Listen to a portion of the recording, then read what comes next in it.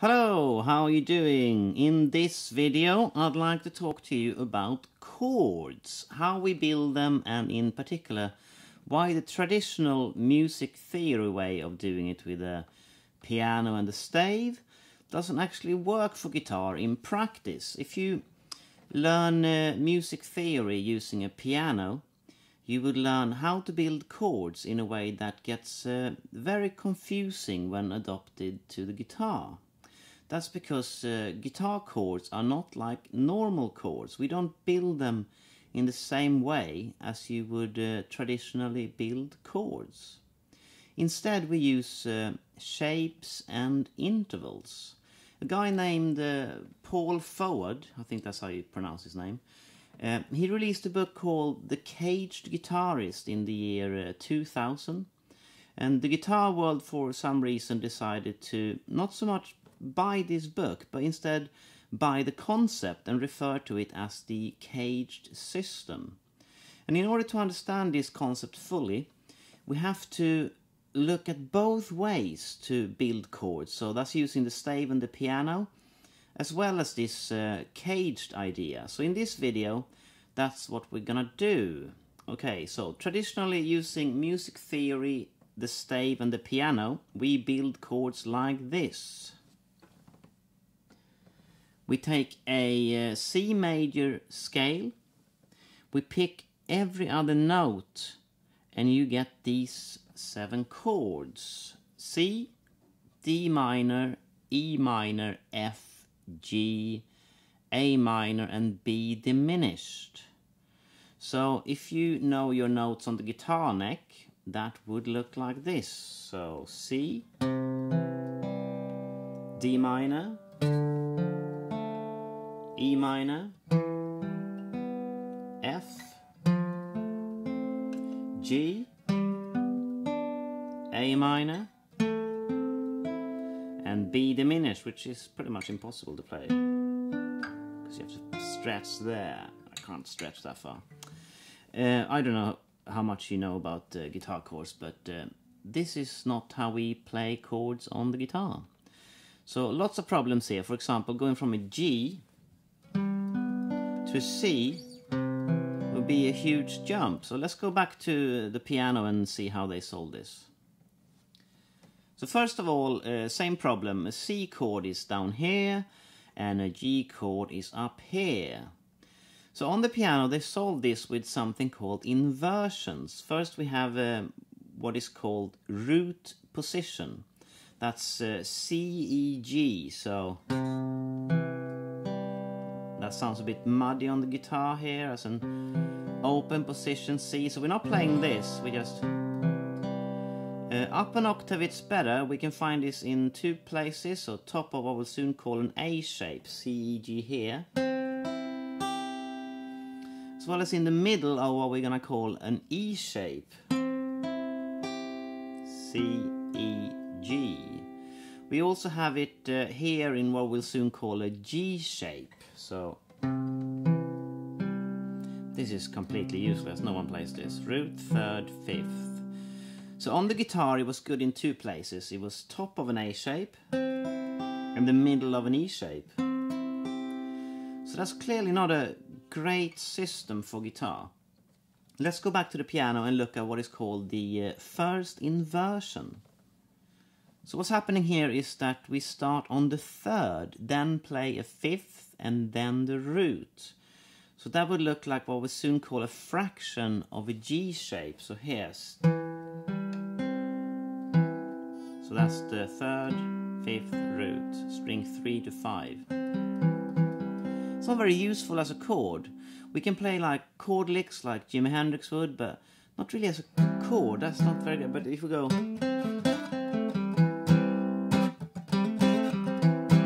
well, that kind of works. But and looking at the open position C here, so that was the root position, and then this first inversion here,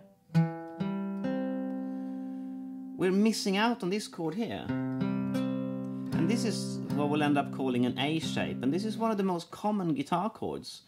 And using this inversion concept, we don't play this at all. So this is another red flag here that this inversion thing isn't working on the guitar. Up an octave, we have what we'll soon call the top of an E shape. This is a good chord, so 3rd, 5th root. It's also in the middle of a C shape. 3rd, 5th root. This is actually a really great way to play this chord. It is an inversion, but here in the middle of a C shape, once we turn this into a C shape rather than a C chord, C shape, here, that's a really great chord. It's 3rd, 5th root. So that becomes really useful, but still it's very confusing, you know. It's not a clear system for guitar. So if we go over them here, we have a 3rd, 5th root in a C shape, right? We have a there in the G shape, and then we have it here. So it's not great. So on the piano, this was all really clear and logical, and translated to the guitar, it's got lots of holes in the system. Let's look at this final inversion as well. So this is the second inversion. We now play 5th root and 3rd. In a lower octave, that's what we'll soon call the middle of an A shape. It can also be seen as a G shape, which is alright, a useful little chord string 2 to 4. So 5 root 3rd there. So that's from the A shape, and that's from the G shape. Up the octave, and we get what we'll soon refer to as a D shape. So up here, 5 root 3rd. This is also open position C, the top of it there.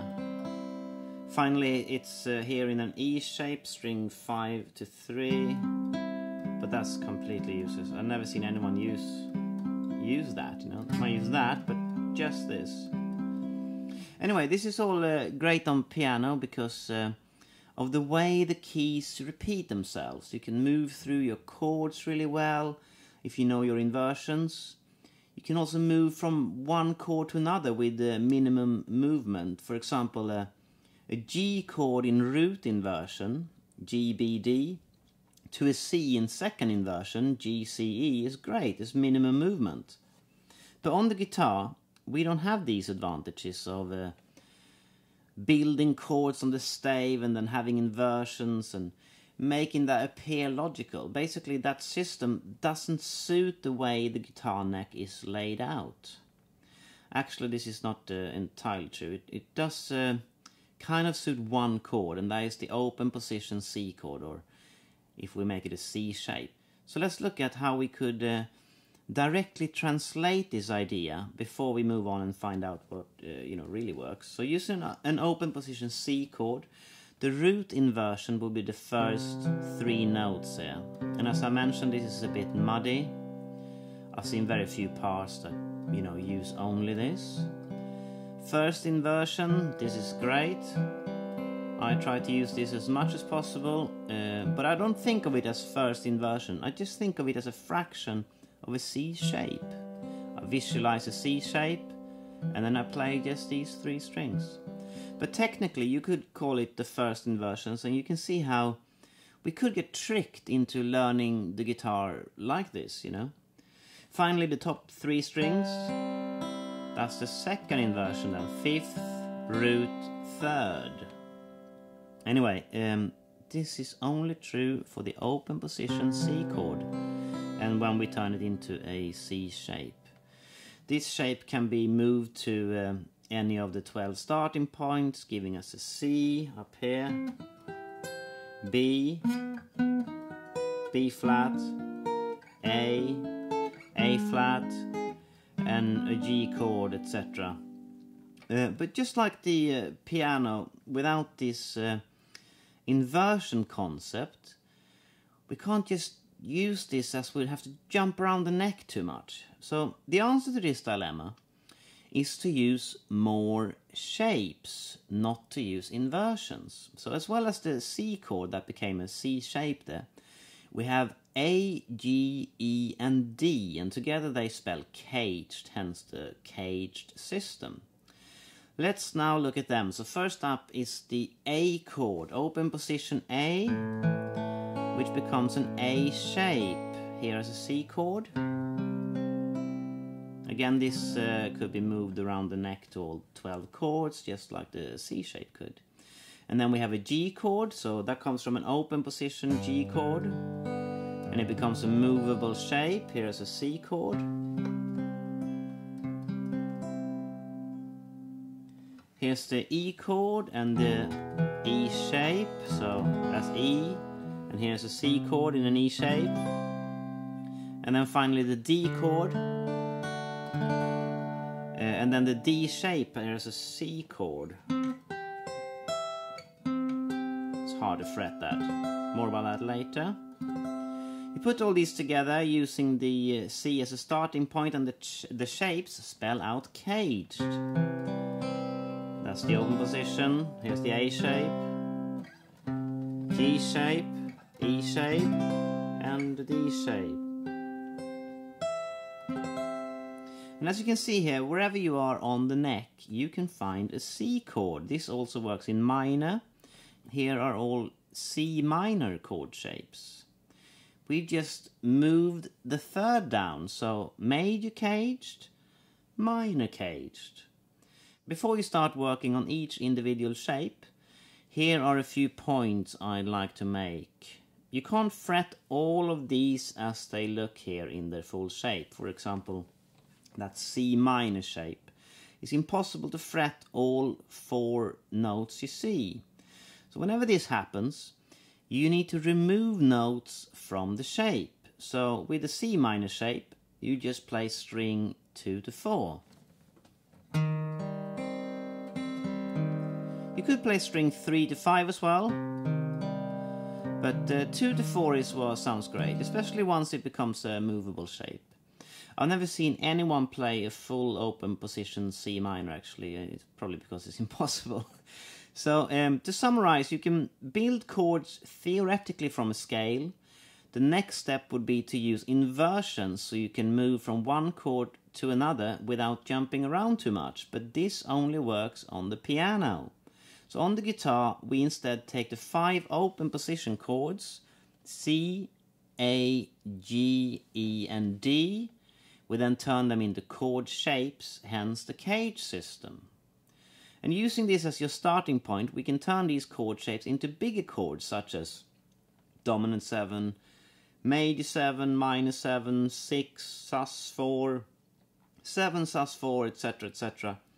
And we can also turn these shapes into arpeggios, pentatonic scales, and modes. So to understand how to do this, you must look at each individual shape and see how all intervals are laid out around each shape. Okay, on a final note here, you may know the minor pentatonic already. A lot of guitar players do. And if you do, you probably will have named each shape position 1, 2, 3, 4, and 5. And this is what guitar players have done since the beginning of guitar tuition, really. And looking at those positions, imagine these CAGED minor chord shapes instead. So position 1 is an E minor shape, for example.